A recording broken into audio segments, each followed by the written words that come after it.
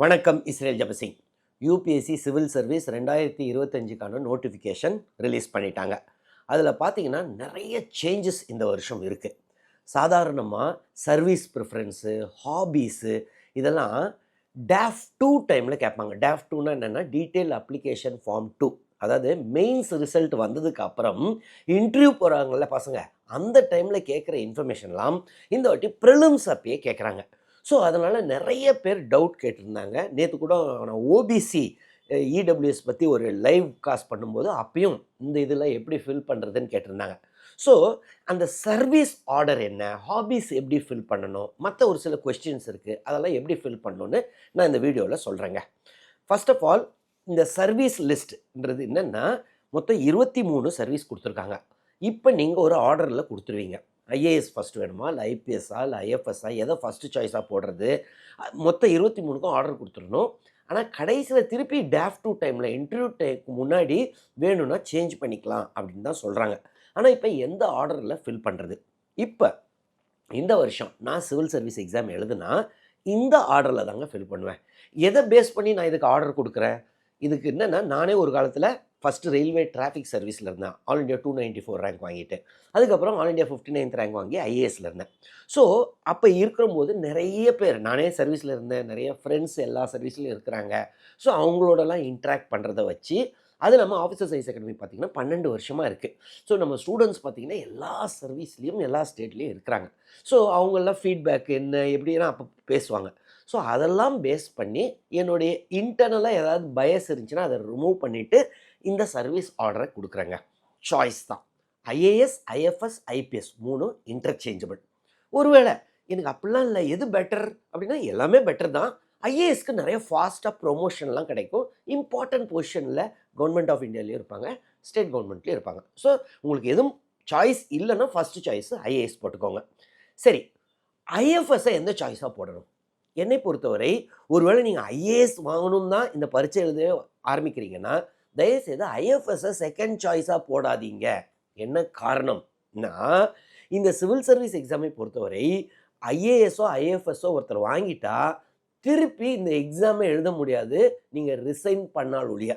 இப்போ வேறு எந்த சர்வீஸ், ஒருவேளை நீங்கள் ஐபிஎஸ் வாங்குறீங்க, ரெவன்யூ சர்வீஸு, கஸ்டம்ஸ் ஏதோ ஒன்று வாங்குறீங்கன்னா திருப்பி அந்த சர்வீஸில் இருந்துக்கிட்டே திருப்பி இந்த எக்ஸாம் எழுதி இம்ப்ரூவ் பண்ணிக்கலாம். நான் கூட ஒரு காலத்தில் ஐஆர்டிஎஸ் வாங்கினேன், இந்தியன் ரயில்வே டிராஃபிக் சர்வீஸ். திருப்பி வேலை பார்த்துக்கிட்டே திருப்பி எழுதுனா அலௌடு. ஆனால் ஐஎஃப்எஸ்க்கு அந்த இது கிடையாது. நீங்கள் ரிசைன் பண்ணிட்டு தான் இது பண்ணணும். அந்த ரிஸ்க் எடுக்க முடியாதுல்ல. அப்போது ஒருவேளை நீங்கள் வந்துட்டு ஒரு 250வது ரேங்க் வாங்குறீங்க, ஐஎஃப்எஸ் கிடச்சிருதுன்னு வச்சுக்கோங்களேன். அப்போ அவ்வளோதான், நீங்கள் திருப்பி இந்த எக்ஸாம் எழுத முடியாது, ரிசைன் பண்ணால் ஒழிய. ஸோ அந்த ரிஸ்க்கை எடுக்காமல் இருக்கிறதுக்காக தான் நான் என்ன சொல்லுவேன்னா, 4வது 5வது பொசிஷனில் ஐஎஃப்எஸ் போட்டுருங்க. அப்போது IRS IPS, IRS income tax, IRS customs அது போட்டதுக்கு அப்புறம் ஐஎஃப்எஸ் போட்டிங்கன்னு வைங்க 5th சாய்ஸில். உங்களுக்கு ஐஎஃப்எஸ் கிடைக்குது, அந்த ரேங்க்குக்கு ஐஎஃப்எஸ் கிடைக்குது, ஆனால் இன்னும் ஐஏஎஸ் கிடைக்கல. ஆனால் இன்கம் டேக்ஸில் போய் உட்காருவீங்கன்னா அதுக்கு முன்னாடியே ஐஆர்எஸ் இன்கம் டேக்ஸை போட்டிருக்கீங்க.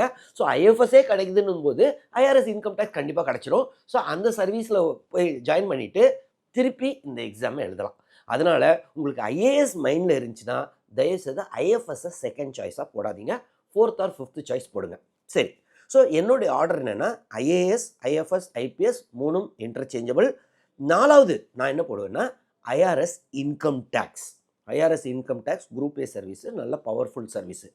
5வது என்னென்னா IRS customs and indirect taxes group A. So income டேக்ஸும் கஸ்டம்ஸும் இன்டர்சேஞ்சபிள் தான். இப்போ எல்லாம் ஃபேஸ்லெஸ்லாம் வந்துடுச்சு இன்கம் டேக்ஸில். இருந்தாலும் நான் வந்துட்டு இப்போ 4th choice IRS income tax, 5th choice IRS customs. 6th choice பார்த்திங்கன்னா Indian audit and account service group A. அது பார்த்திங்கன்னா நல்ல ஃபாஸ்டஸ்ட் ப்ரொமோஷன் அப்படின்னு சொல்லுவாங்க, ஷிம்லாவில் ட்ரைனிங் அதெல்லாம். ஸோ 6th சாய்ஸ் வந்துட்டு Indian audit and account service. 7th choice என்னென்னா Indian railway management service traffic group A. So போன வருஷம் வரைக்கும் பார்த்திங்கன்னா வெறும் ஐஆர்எம்எஸ் அப்படின்னு இருந்துச்சு, நிறைய கன்ஃபியூஷன்ஸ்லாம் இருந்துச்சு. ஆனால் இந்த வருஷம் தெளிவாக கிளாரிஃபை பண்ணிடுறாங்க, பழையபடி கொண்டு போயிட்டாங்க.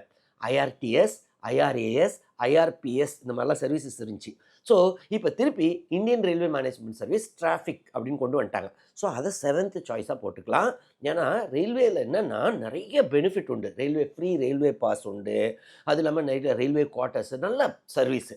ஸோ தாராளமாக நீங்கள் அதை 7th பொசிஷனில் போடலாம். 8th பொசிஷனில் என்னென்னா Indian defence estate service group ஏ.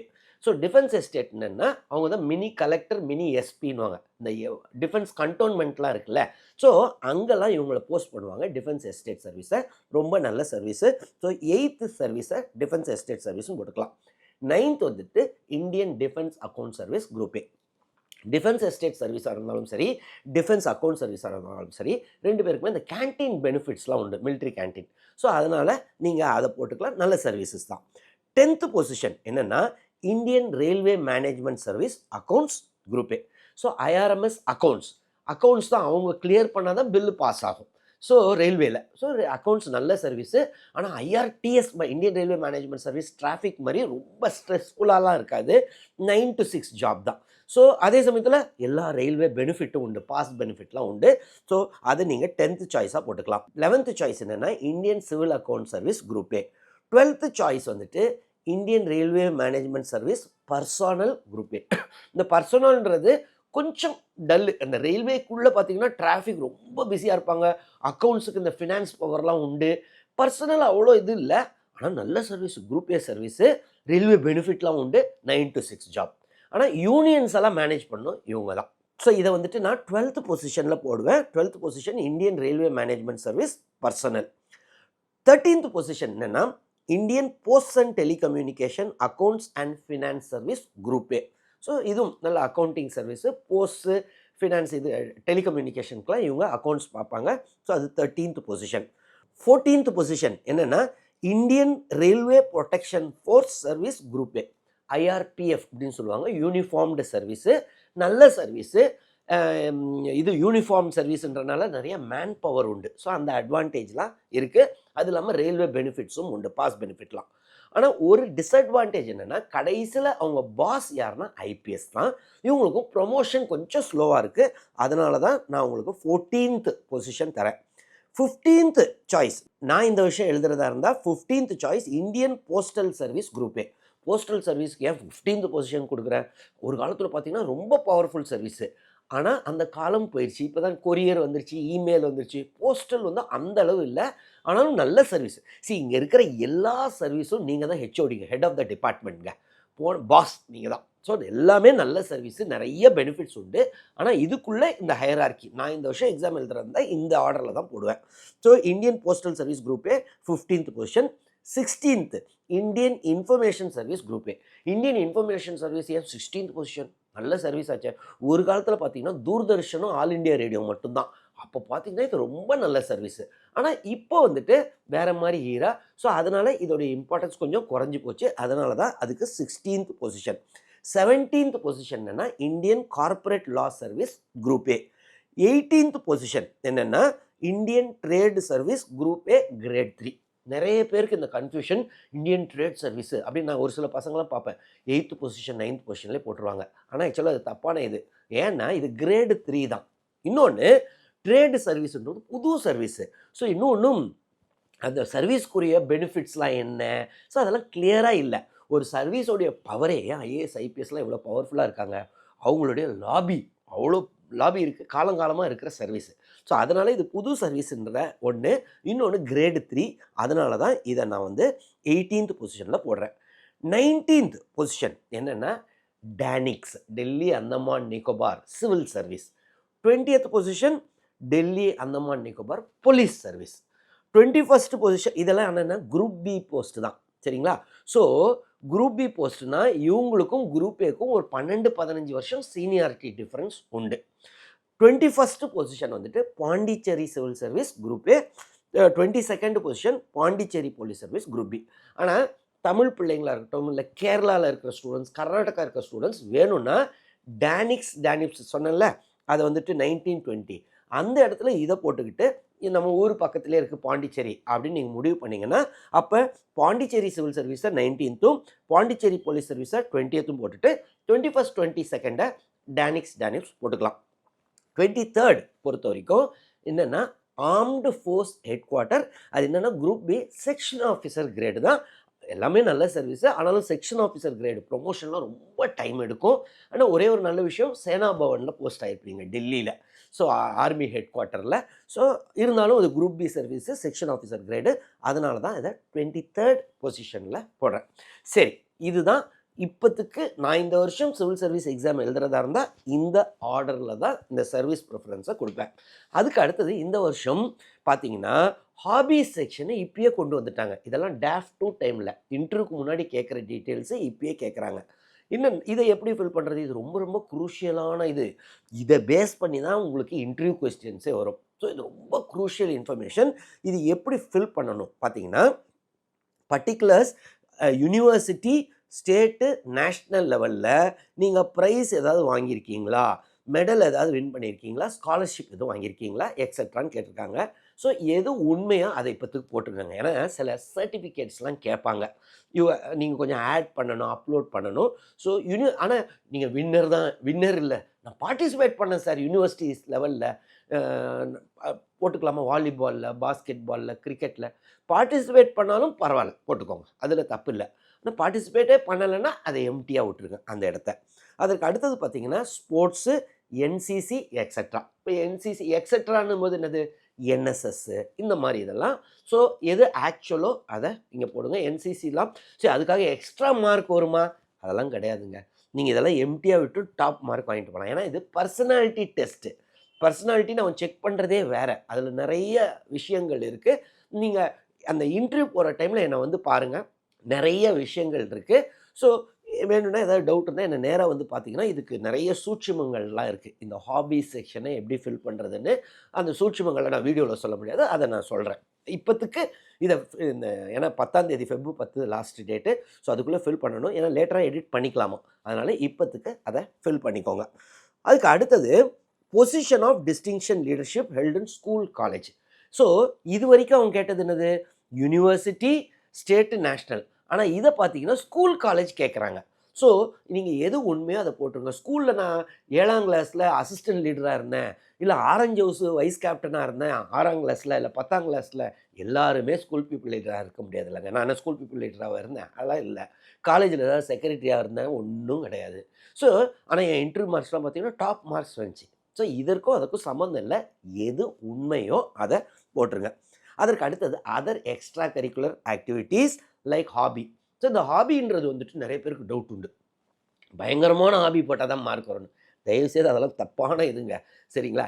எது பண்ணுறீங்களோ, இப்போ புக்கு படிப்பீங்களா, ரீடிங், எதுவுமே உங்களுக்கு இல்லைன்னா ரீடிங், ட்ராவலிங்கு, இல்லைன்னா குக்கிங்னா வெறும் தமிழ் டிஷ்ஷு இந்த மாதிரிலாம் போடக்கூடாது. ஏன்னா அவன் நேஷ்னல் லெவலில் பார்ப்பான், புரியுதுங்களா? ஸோ குக்கிங், டிஃப்ரெண்ட் டிஷ்ஷஸ் அந்த மாதிரி போடலாம். எதெல்லாம் நீங்கள் அவாய்ட் பண்ணணும்? டிபேட்டில் பார்ட்டிசிபேட் பண்ண, பேச்சு போட்டியில் எலக்யூஷன், இதெல்லாம் தயவு செய்து போடாதீங்க. ஏன்னா இமீடியட்டாக போர்டுடைய எக்ஸ்பெக்டேஷன் ஜாஸ்தி ஆகிடும். ஓ, டிபேட் பண்ணுவீங்களா, பார்க்கலாமே அப்படின்னு. எதுக்கு அது?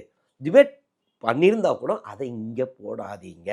அதை அழகாக அப்போ ஒரு ஹம்பிளாக காமிச்சிட்டு நீங்கள் நல்லா பேசுனீங்கன்னா பரவாயில்லையே, நல்லா பேசுகிறாங்களே, நல்லாயிருக்கும். அதை விட்டுட்டு நான் டிபேட் பண்ணுவேன்னு சொல்லிட்டு தேவையில்லாமல் போர்டுடைய எக்ஸ்பெக்டேஷனை ரைஸ் பண்ணக்கூடாது. இது ஒன்றும் டிவிக்காக உங்களை ரெக்ரூட் பண்ணல, சிவில் சர்வீஸ்க்காக ரெக்ரூட் பண்ணுறாங்க. அதனால் இப்போ டிவி சேனலுக்காக பண்ணுறீங்கன்னா நீங்கள் வந்துட்டு இதெல்லாம் பண்ணி இம்ப்ரெஸ் பண்ணலாம். அவன் ஒரு சிவில் சர்வெண்ட்டுக்குரிய குவாலிட்டி என்ன? ஒரு சில குவாலிட்டி இருக்குது. அதை நான் சொன்னல, ஒரு சூட்சுமங்கள் இருக்குது. இன்டர்வியூ டைமில் எதை பேஸ் பண்ணி மார்க் தருவாங்கன்னு அதை நீங்கள் நேராக வந்தீங்கன்னா நான் சொல்லுவேன், சரிங்களா? ஸோ அது அப்போ பார்த்துக்கலாம். இப்போத்துக்கு நான் என்ன சொல்கிறேன்னா, இதை அவாய்ட் பண்ணுங்கள், டிபேட்ஸ், எலக்யூஷன். இன்னொன்று, நான் தமிழ் மாணவர் மன்றத்தில் இருந்தேன் அப்படின்னு ஒரு சிலர் போடுவீங்க, அதையும் அவாய்ட் பண்ணுங்க. ஏன்னா அது கொஞ்சம் ரீஜனலாக தெரியும். ஜென்ரலாக மற்றது எல்லாமே போட்டுக்கலாம். ஒரு சில ரீஜனல் இதை அவாய்ட் பண்ணுறது பெட்டர். சரி, இதுதான் ஹாபி செக்ஷன். இன்டர்வியூ போகிறதுக்கு முன்னாடி எடிட் பண்ணலான்னு சொல்கிறாங்க, அதனால் அப்போ பார்த்துக்கலாம். சரி, இது இல்லாமல் ஒரு சில கொஸ்டின்ஸ் கேட்டிருக்காங்க இந்த வாட்டி. சாதாரணமாக இதை சோஷியோ எக்கனாமிக் கொஸ்டினர் அப்படின்னு சொல்லுவாங்க. இதையும் இன்டர்வியூக்கு முன்னாடி தான் கேட்பாங்க. ஆனால் இது என்னென்னா, இது இன்டர்வியூ போர்டுக்கு போகாது. இந்த சோஷியோ எக்கனாமிக் கொஸ்டினரில் நீங்கள் ஆன்சர் பண்ணுறீங்கல்ல, அது இன்டர்வியூ போர்டுக்கு போகாது. ஸோ இதை பேஸ் பண்ணி உங்களுக்கு இன்டர்வியூ மார்க்ஸ் கிடையாது. ஸோ இதில் எது உண்மையோ அதை போட்டுருங்க. ஃபஸ்ட்டு என்னன்னு கேட்குறான், எப்படி சோர்ஸ் ஆஃப் இன்ஃபர்மேஷன், நீங்கள் வந்துட்டு எங்கேருந்து தெரிஞ்சுக்கிட்டீங்க இந்த யூபிஎஸ்சி, எதனால் இந்த பரீட்சை எழுத வந்தீங்க, நீங்கள் நிறைய லிஸ்ட் கொடுத்துருக்காங்க. காலேஜ் இல்லை வெப்சைட்டை பார்த்தீங்களா, எம்ப்ளாய்மெண்ட் நியூஸை பார்த்தீங்களா, இல்லை அதர் ரீசன் இருக்கான்னு. எது உண்மையாக மோஸ்ட்லி காலேஜில் கேட்டிருப்பீங்க. முக்கால்வாசி ஆளுங்க என் முகத்தை பார்த்துருப்பீங்கங்க நம்மளுடைய யூடியூப் சேனலில். ஸோ தாராளமாக என் பேரை போட்டு என்னை பாப்புலரைஸ் பண்ணுங்கள். சரி, சும்மா சொன்னேங்க. எது உண்மையோ அதை போடுங்க. அதுக்கு அடுத்தது வந்துட்டு கோச்சிங் எடுத்தீங்களா அப்படின்னு. சார் கோச்சிங்லாம் எடுத்தேனே, ப்ரைவேட் கோச்சிங் இருக்கே, அதெல்லாம் ஒன்றும் இல்லை. எது உண்மையோ போடுங்க. இது எல்லாமே சோஷியோ எக்கனாமிக் கொஸ்டினர். சரிங்களா? கோச்சிங் எடுக்கிறது தப்பு கிடையாது. நீங்கள் என்ன எடுத்தீங்களோ, இது கவர்மெண்ட்டில் எடுத்தேன், இல்லை ப்ரைவேட்டில் எடுத்தேன், இல்லை நான் எது உண்மையோ அதே ஃபில் பண்ணிடுங்க. ஒன்றே ஒன்று, இன்னொன்று ஒன் டைம் ஓடிஆர் அப்படின்னு ஒன் டைம் ரெஜிஸ்ட்ரேஷனில் எம்ப்ளாய்டான்னு கேட்டிருக்கு. அதில் மட்டும் ஒருவேளை நீங்கள் ஏதாவது கோச்சிங் இன்ஸ்டியூட்டில் நான் வேலை பார்த்தேன்னா அதை மட்டும் அவாய்ட் பண்ணுங்கள். அந்த எம்ப்ளாய்மெண்ட் டீட்டெயில்ஸில் மட்டும் அவாய்ட் பண்ணுங்கள். அதுக்கு அடுத்தது வந்துட்டு ஆப்ஷனல். கிராஜுவேட் லெவலில் நீங்கள் படித்த டிகிரியை தான் ஆப்ஷனலாக போட்டிருக்கீங்களா, இல்லை வேறு ஏதாவது சப்ஜெக்டானு. மோஸ்ட்லி வந்துட்டு வேறு ஏதாவது சப்ஜெக்ட் தான் போட்டிருப்பீங்க. சரிங்களா? மோஸ்ட் ஆஃப் த ஆளுங்க வேறு ஏதாவது அவங்க காலேஜ் டிகிரி படித்தது வேறையாக இருக்கும், ஆப்ஷனல் வேறு சப்ஜெக்ட் எடுத்துப்பாங்க. எதனாலன்னா உங்களுடைய இன்ட்ரெஸ்ட் இன் சப்ஜெக்ட் அப்படின்னு போட்டுக்கலாம். சரி, இன்னொரு முக்கியமான இது ரீசன் ஃபார் இந்த ரைட்டிங் சிவில் சர்வீஸ் எக்ஸாம் அப்படின்னு பல ரீசன் கொடுத்துருக்காங்க. அதில் நிறைய பவர் இருக்குன்றனாலையா, இல்லை பேலாம் நல்லாயிருக்கும், செக்யூரிட்டி நல்லா, ஜாப் செக்யூரிட்டினாலையான்னு. என்னை பொறுத்தவரை அதெல்லாம் போடாதீங்க. Public service and utility for இதுன்னு இருக்குது, அதை ஃபஸ்ட்டு ஆப்ஷனாக போட்டுக்கோங்க. ரெண்டாவது நல்ல டைவர்சிட்டி சேலஞ்செலாம் இருக்கும் இந்த சர்வீஸில் அப்படின்னு, அதை ரெண்டாவதாக போட்டுக்கோங்க. ஸோ இந்த வருஷம் தான் பார்த்தீங்கன்னா இந்த மாதிரி சர்வீஸ் டீட்டெயில்ஸு, ஹாபீஸு இதெல்லாம் இன்டர்வியூக்கு முன்னாடி கேட்குறது இந்த வாட்டி ஆனால் ஃபஸ்ட்டே கேட்குறாங்க. ஸோ இந்த வீடியோ மூலமாக உங்களுக்கு தெரிஞ்சிருக்கும் என்ன ஆர்டரில் போடணும் அப்படின்னு. வேறு ஏதாவது டவுட்ஸ் இருந்துச்சுன்னா நீங்கள் கமெண்ட்ஸில் கேட்டிங்கன்னா நான் கிளாரிஃபை பண்ணுறேன். வேறு ஏதாவது ஸ்பெசிஃபிக்காக ஏதாவது ஃபில் பண்ணுறதுல டவுட்ஸ் இருந்துச்சுன்னா தயவுசெய்து கமெண்ட்ஸில் எழுதுங்க, நான் கிளாரிஃபை பண்ணுறேன். உங்களுக்கு வேறு ஏதாவது டவுட் ஜென்ரலாக ஏதாவது சிவில் சர்வீஸ் எக்ஸாம் பற்றி ஏதாவது டவுட்ஸ் இருந்துச்சுனாலும் நீங்கள் கமெண்ட்ஸில் எழுதுங்க, நான் கிளாரிஃபை பண்ணுறேன். தொடர்ந்து இந்த சேனல் மூலமாக சந்திப்போம். நன்றி, வணக்கம்.